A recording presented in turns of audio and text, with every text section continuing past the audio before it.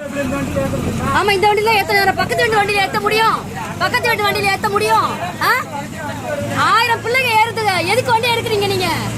வண்டி எதுக்கு எடுக்கிறீங்க?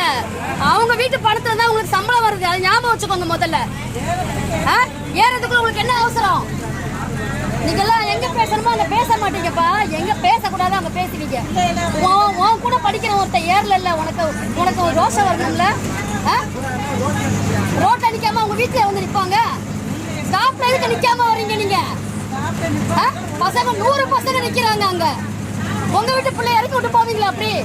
உங்க வீட்டு பிள்ளை இறக்கி விட்டு வருவீங்களா இப்படி? உங்க வீட்டு பையன் என்ன வருவீங்களா இப்படி? பேசுங்க. உங்களுக்கு தான் பேச தெரியல, பேசுங்க. பசங்க ஓடி வரானுங்க, அப்படியே போயிட்டு இருக்கீங்க நீங்க. நீங்க வந்தா போதும் நினைக்கிறீங்கப்பா. உன் கூட படிக்கிற பையன் தெருவில் நிக்கிறாங்க. நீ தான் பேசணும், அதுக்கு நான் பேச முடியாது. நம்ம காசு தான் ஓடுது இந்த வண்டி, அதை ஞாபகம் வச்சுக்கோ. முதல்ல நீ கண்டக்டர் கூப்பிடறனா ஒருத்தன் போனவன் தான் வரமாட்டாப்ல. நான் வரேன் அங்க. புரியுதா?